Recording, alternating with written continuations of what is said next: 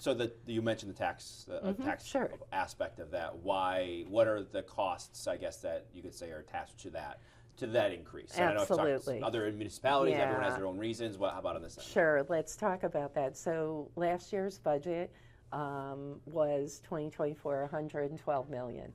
Fast forward, pensions, health care. Unfortunately, prior administration, a lot of bonding. By a lot of those bonds, we're now being hit with paying off those bonds. It literally has ballooned over $1.1 million.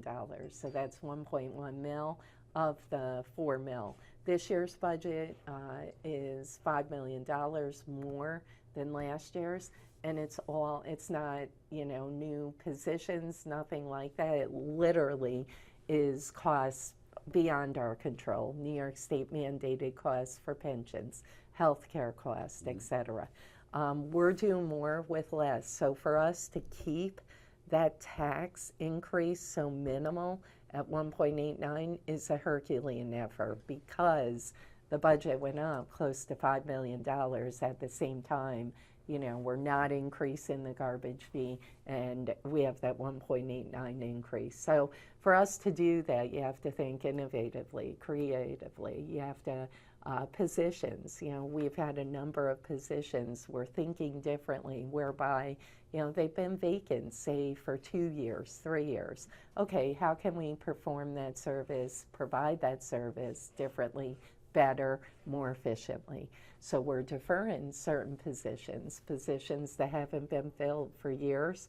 We're using those positions not only to save money, but look at the department more creatively. Okay, yeah, So those are the salary savings exactly. lines I think I saw Yeah. there. Before we get too deep into Sure. the numbers themselves, I Sure. did want to ask, because you mentioned the comptroller and the issues there, should there have been more of a sense of urgency in replacing him before we got to this point?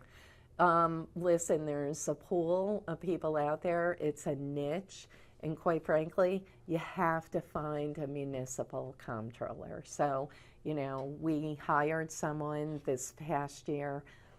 He was from a municipality. However, he was a deputy in a department, wasn't able to perform the task. Saying that, it's really a bigger issue. It's not like there's a ton of people out there in municipal financing. So it is a niche. The good news, we have great candidates, but honestly, to bring someone on board in the middle of a budget is not going to provide any help or assistance for that person to get situated, to get their feet wet. It's going to take a few months. And don't forget, the accounting system was really the problem. So the good news, everybody knew, okay, the money's in the bank, the monies are flowing, bills are getting paid, etc. It's the accounting portion. And to rectify hundreds of accounts from 2023. So in terms of the urgency, you can't just hire a comptroller and expect it to get fixed. It's a bigger issue. It's an accounting system that needs to get fixed. It's one person that was doing essentially all of the job that never trained someone. So the comptroller's office literally was broken. We're going to fix it and we're going to get it back on track. But at the same time, it's not just going to be one person knowing how to perform that function. The prior administration, unfortunately, didn't finish the job. We're not only finishing 2023's job, but 2024, we've gotten it on track. We're doing more with less. The people of Troy are seeing better services for the bang of their buck, and we're doing it as a team. Do you think the money that's being paid to the outside consultants is sustainable? I guess how much longer can you do that financially and fiscally, being responsible in that? The good news, it's temporary. They're not going to be on long term. They're temporary. They're here to fix the books. They've done it for dozens of municipalities. Like I said, there are dozens who have not filed. Their financial reports, et cetera, is part of a larger issue.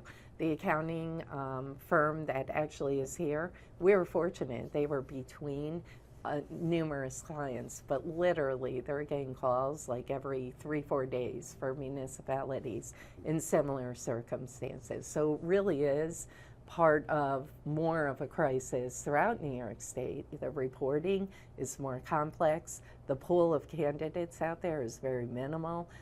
People aren't going into accounting. The system, obviously, that we were left with, archaic. We're coming to the council in November with a new accounting system. The monies have been there once again. They didn't act on them. We're going to fix the accounting system. It's going to take a good year, year and a half. But none of this happens overnight. But the good news, in terms of sustainability, they're not on forever, but they're here to, fix what wasn't fixed in 2023, wasn't addressed in 2023, and obviously ensure that our 2024 books are up to date.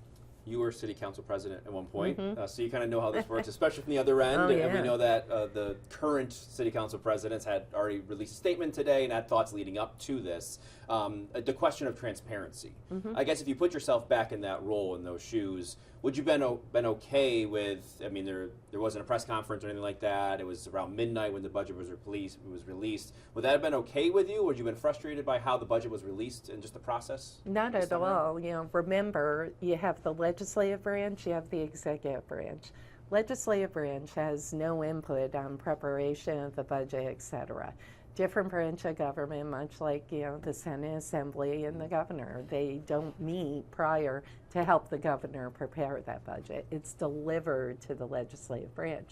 So being in those shoes, I know the separation of those branches, and I would think the council president who was on the council for a couple of years would know that process also. So saying that, the one thing I'm frustrated about, obviously, is the books not being closed in 2023 and not being able to provide, that financial report to the council. But obviously that was something, unfortunately, that we were left with. We're cleaning it up. And the council president knows we've been extremely public every step of the way where we are on finances to the best of our ability. If you don't have the accounting, you can't provide numbers that are inaccurate.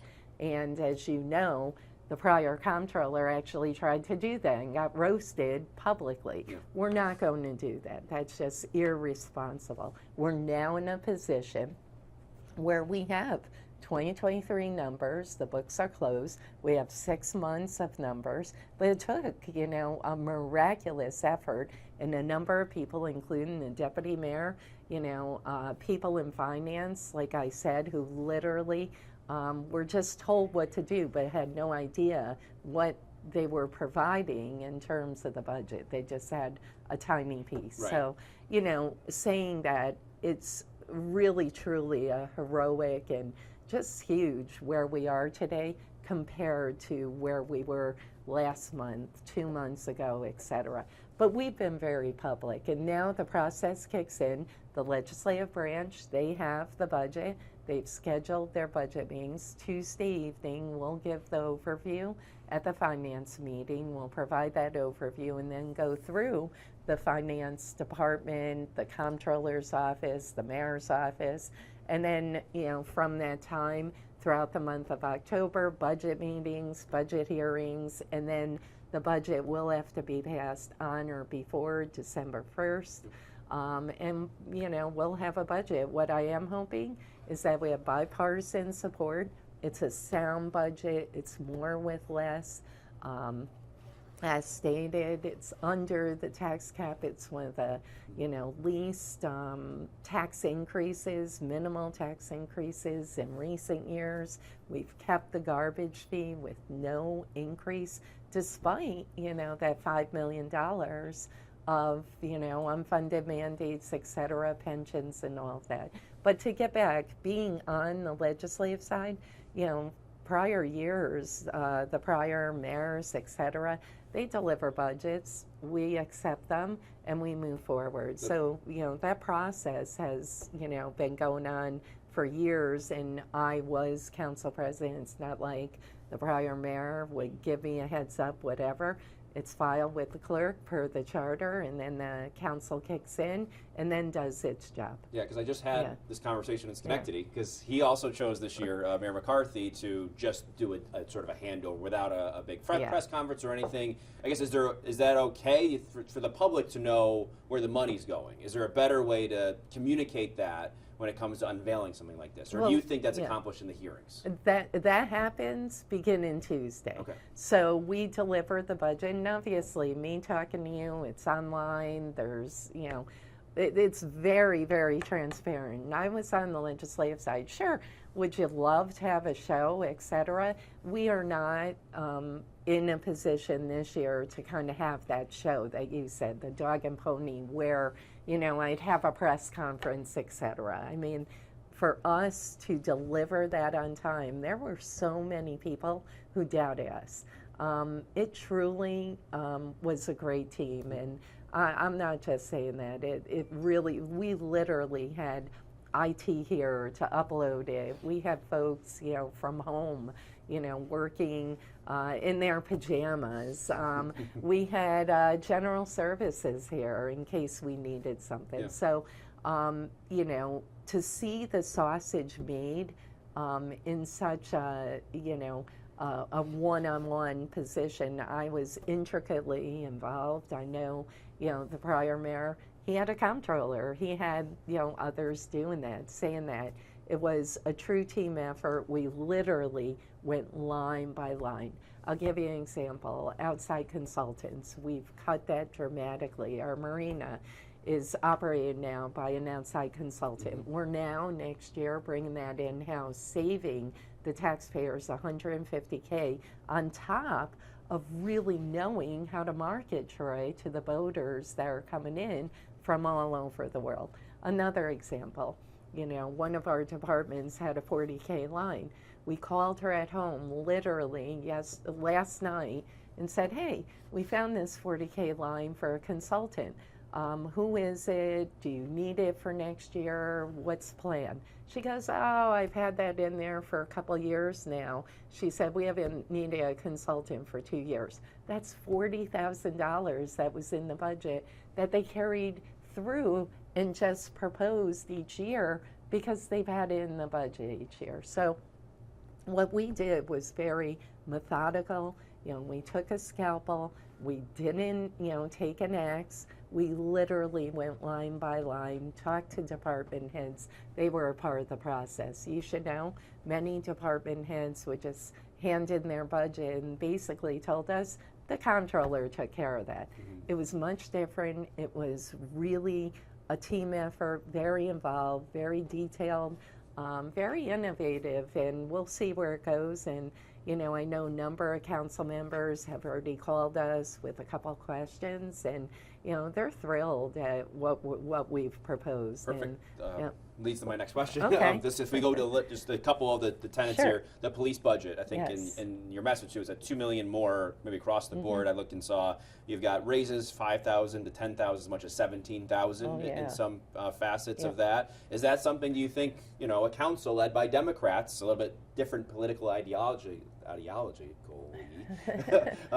would go for at the end of the day? So Sure. that much investment into the law enforcement side here. Long overdue. Our police were miserably underpaid compared to other municipalities. We were losing and hemorrhaging in our police department, going to Niskayuna, going to Waterville to make more money, to have a smaller city to deal with, and maybe not the amount of issues that Troy might have, for more money. The police, their contract was up at the end of last year, 2023, December. We immediately knew that there was a real problem in the police department. Morale was low. They were underpaid. We couldn't recruit. Our last exam, I think we maybe had a couple dozen, maybe only 40, 50 signed up. It literally proved that what we did is moving in the right direction. Obviously, we can't fix years of our police being underpaid in 1 year, but we're on that trajectory to address that issue. Recruitment is at an all-time high. We had 140 people sign up, the most of any municipality, not just in the area, I think in the state. We all know it's a tough time. You know, a lot of folks aren't signing up to become police officers, law enforcement. They're going in different directions. So for us to get 140 people to sign up was huge. And then retaining. So it's not just recruitment. We need to retain our officers. You know, many of them, as I said, we're training them. We're investing in them. And then they're moving on to other departments after 3-4 years for more money. So we needed to ensure that the steps, you know, when they become sergeant, et cetera, and down the road, how can we keep these police officers? And how can we ensure, obviously, that our neighborhoods are getting safer, et cetera? Our violent crime stats, knock on wood, are dramatically down this year. Guns off the street, dramatically up. On one hand, it's not a great stat. You don't want to see that there are more guns on the streets, you know, that we're confiscating. On the other hand, we are confiscating them, so that's a good stat. So, you know, our Sentinel program, our GIVE program, our SOS, you name it, Park, Walk, and Talk, we're out there full force. So it was essential, and it's important for our city, not only, you know, as I talk about a lot, they go hand in hand, cleaner, safer, but the safer, you literally will not attract new families to the city of Troy, new folks investing, businesses, if our city is not safer and cleaner. So that investment is going literally to pay off 10 times, 20 times down the road, and we're already seeing it immediately by the amount of recruitment and obviously people that potentially will be lateraling to the city. The 140, that was individuals that took the test, or 140 who signed up. Who signed up. Correct. What do you attribute that to? Because obviously you said there's been a lack of interest. What do you attribute that interest to? Well, we immediately increased the entry for a police officer. So that new police officer, new recruit, we immediately jumped that up. So that's what you saw in the salaries and the jump. Yeah. And then the other jump was obviously to retain, you know, when they move on to sergeants, et cetera. We need to ensure that they're staying here in the city and not moving to other municipalities. But saying that, the 140, definitely an interest. We're now competitive with other municipalities like Niskayuna and others who are attracting police officers with that entry police officer wage. It looks. Do you expect to be fully staffed? Is it fully staffed right now? The lines look like we have 10 vacancies. 10 vacancies. Yeah, okay. so we have 10 vacancies. That's through retirements, you know, and other factors. The good news, the test was just given, but saying that we have a potential 3 that are coming laterally, and we're actively trying to get more laterals.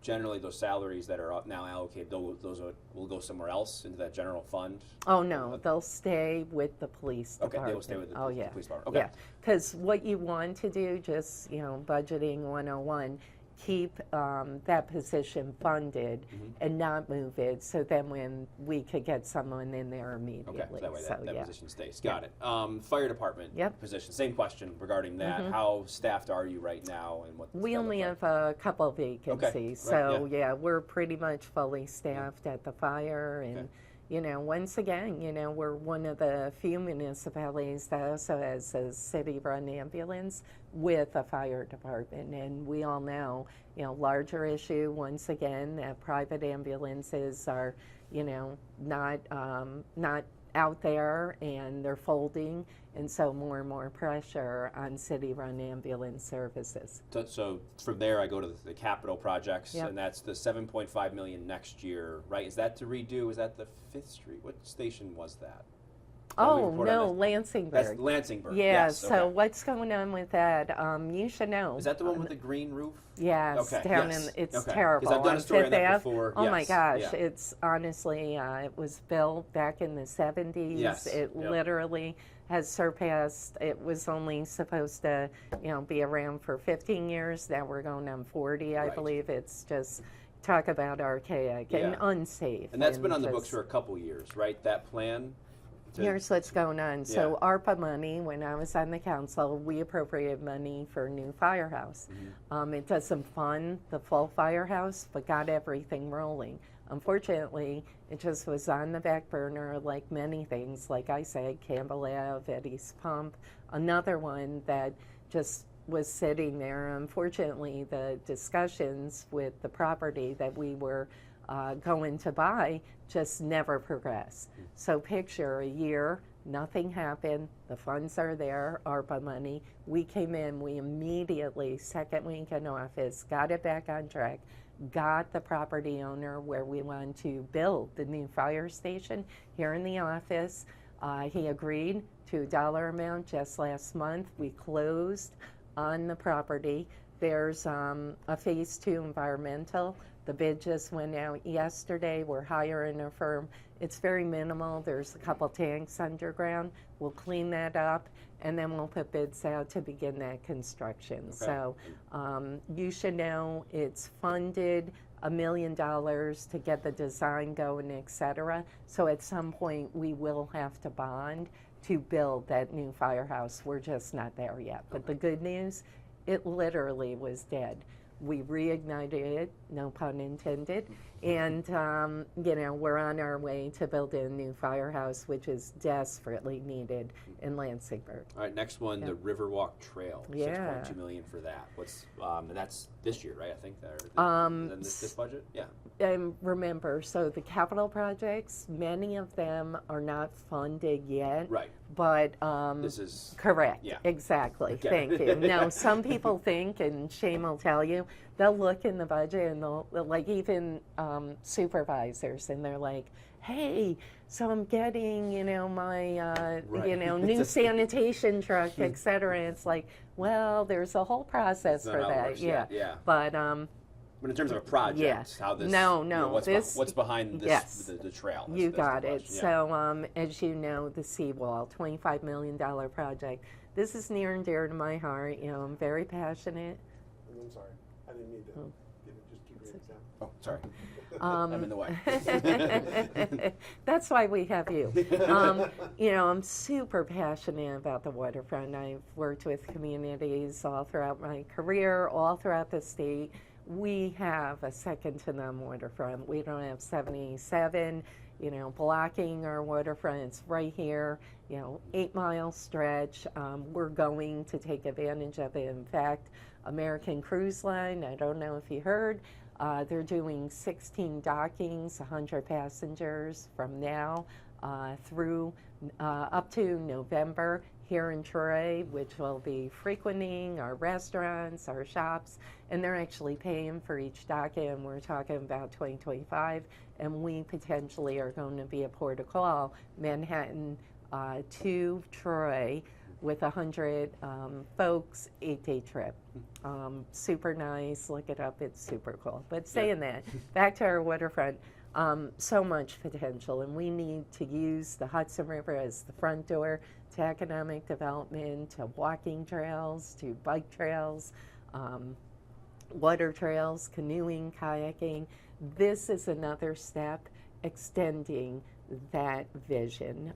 We have it here. If you notice, we're moving towards South Troy. We're moving that saw pile, another thing that we put on the front burner. We are, so excited about moving the saw pile. That's going to happen in the next 3 years, so that's South Troy. So we have a vision for our waterfront. We have a vision to extend the seawall here, which attracts, thousands of visitors every week, walking, hanging out, having lunch, the farmers market, the connection there. And so saying that, now we're going north. Ingalls Ave boat launch, if you notice right here, the Marriott, and the vision is to extend it north and eventually, get to Lansingburg.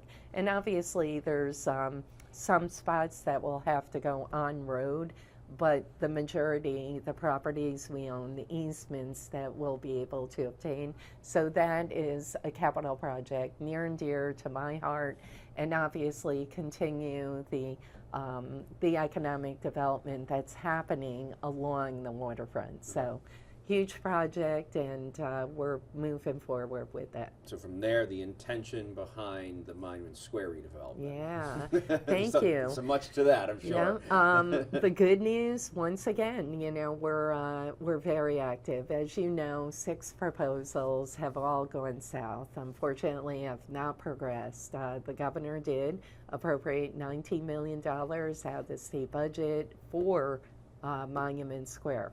Yes, it was for a housing project. However, we have been in deep discussions with Assemblymember McDonald, Governor Hochul's office to hopefully progress on a project at One Monument. I will say, stay tuned. It's super exciting.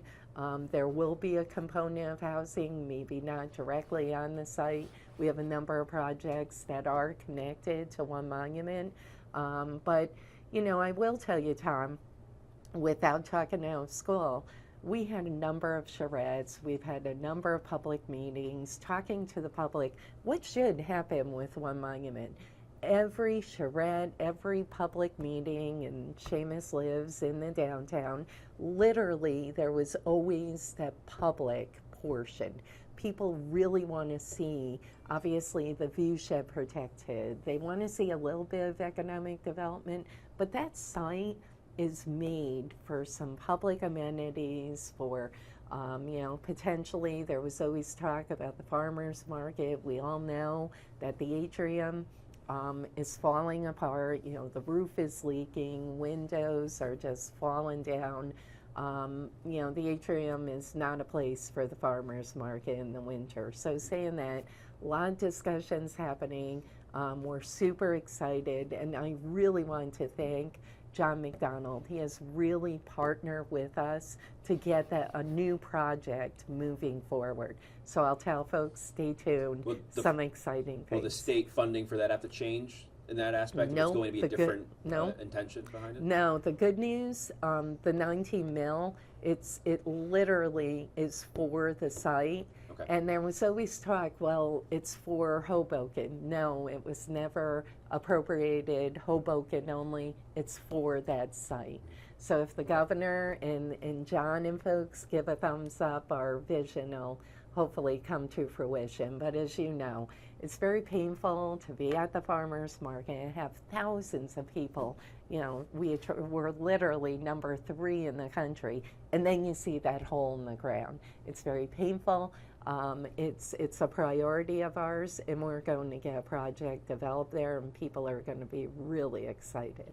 Last but not least, the lead pipe funding. Oh, I thought you were going to mention City Hall.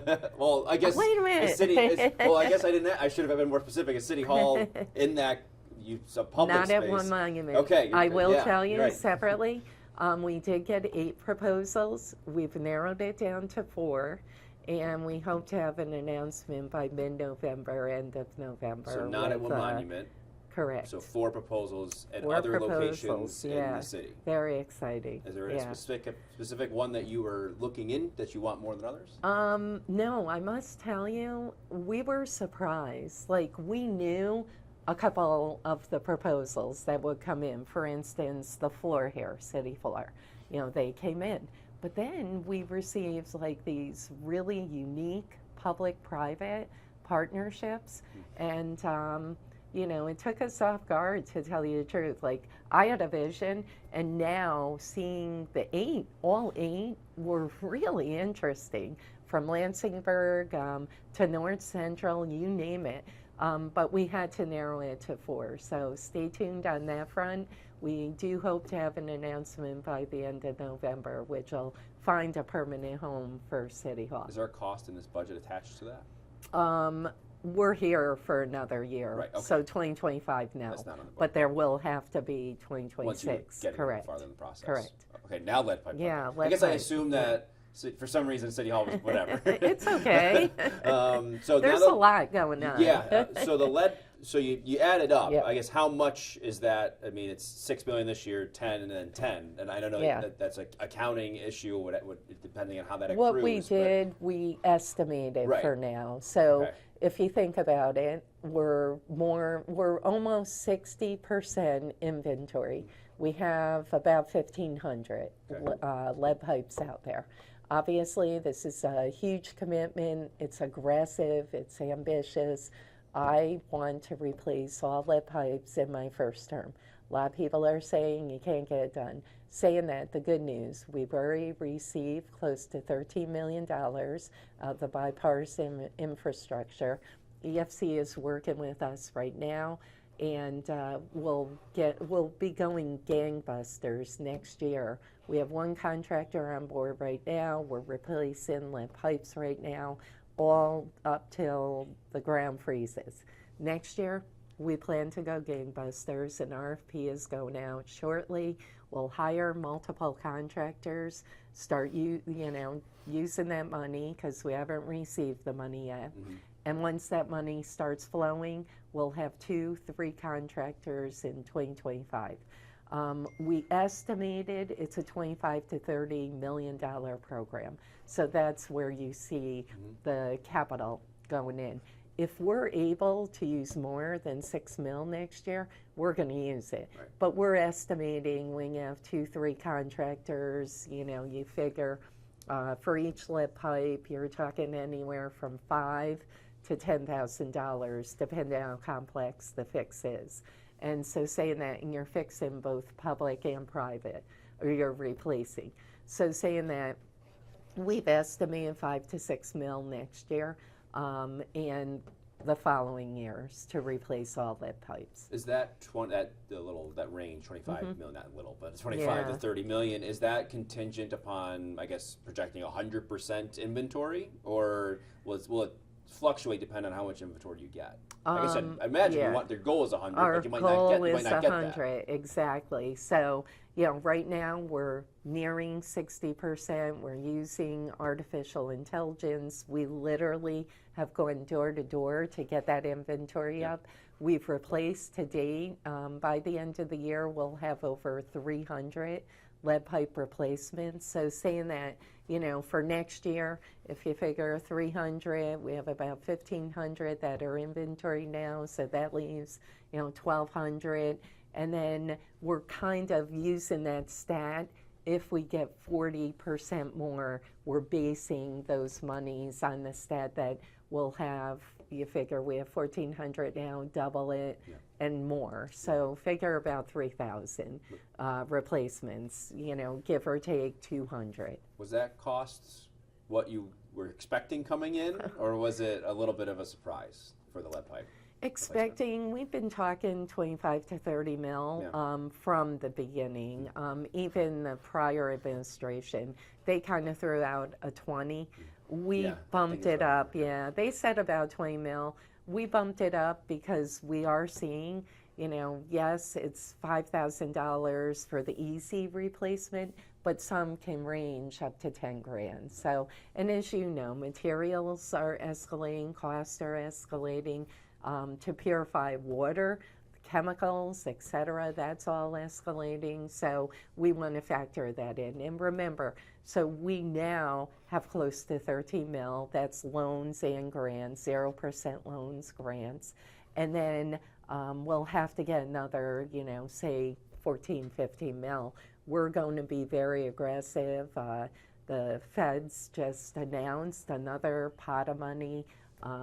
We work with a consultant, CDM, and our folks in-house to try to aggressively go after those monies. And just to clarify, so you see that money and you can apply the federal money to those little those projections in the budget. Correct. And not necessarily those are going on I guess the big fund that you can say, okay, we'll take that away with the federal funds.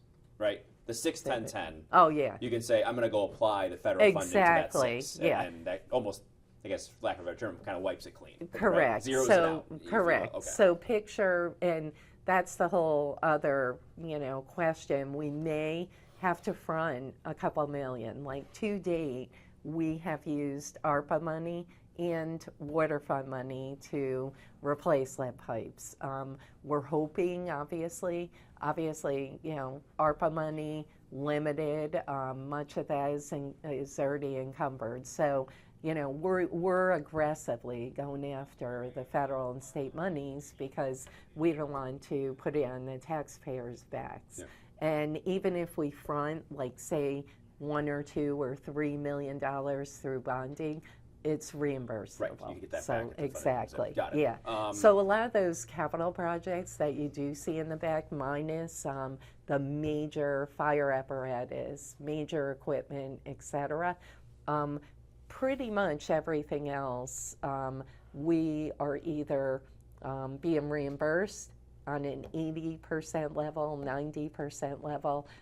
For instance, the Congress Street and Ferry, that's 85% reimbursable. Okay. So a lot of those capital projects that you see, Monument Square, we have the 19 mil. We do have some ARPA money that's attached to that. We're going after some other grant money. So it's all about, trying to do whatever we can to continue those visions and do these major capital infrastructure projects, but not put it on the backs of the taxpayers. Regarding lead pipes, we're confident. Senator Schumer doesn't come to Troy if we're not doing the job right.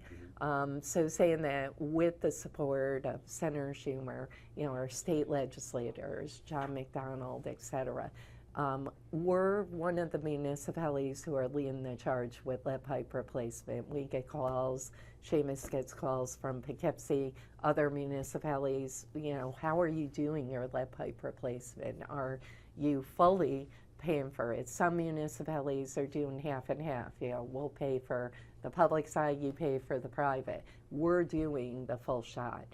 So we've committed to replacing all lead pipes, and we're going to pay for it, but we're going to be very aggressive going after those federal and state money. So you figure, say it's a $30 million program. We already have 13 mil of that 30. So now we'll go after the other 15, 16, 17 mil. I don't think he's released it yet, but does the county factor in there? Can they help as well? You mentioned state, federal, there's They and could, your own ARPA, yeah. How does the county factor in? Well, they could, but I must tell you, they kind of see it as a Troy program. I don't see them partnering with us on that program. But the good news, they are partnering with us on the Nick Ice Rink, and you should know that's in the budget. Yep, because cool. Yeah. So $2 You had some million. positions too, I saw. I was Exactly. Like, you You got to have have people. Yeah. Like, somebody was like, "Why did you put that in the budget?" Yeah. Well, we have to operate it, Yeah, and right. kind of like the golf course, Right. Yeah. the marina. The Nick Pool, we put that in there also, and we basically modeled it after the South Troy Pool. Yeah. So Seamus looked at those numbers, and so the Nick Pool, we're opening that, right, Shame? Next June, hopefully, maybe just in time for mid-June, and you have to staff it. So we're looking to have a similar model. We have a partnership with the Boys and Girls Club. We contract with them, and they provide the South Troy Pool, the attendants, the lifeguards, etc. And we'll do something similar at the Nick Pool. Okay. So yeah, but in terms of the county, I must say for the county, it's the first time. And remember, I've been involved in like local and state government for like over 30 years, but Yeah. I started when I was 10. But saying that, for the county, it's the biggest, what I want to say, partnership that I've seen with the county in the history that I've been around in my 30 years. So, for Steve McLaughlin to partner with us to resurrect the ice rink, I mean, we were like a baseball league here and there would use it, but, it was dying. So to resurrect that ice rink, and believe me, when you walk in there, if you haven't been in there, it's an ice rink. Like, it's just a beautiful ice rink, but it was made to be an ice rink. So we're super excited about that, and we're hoping to open that this November.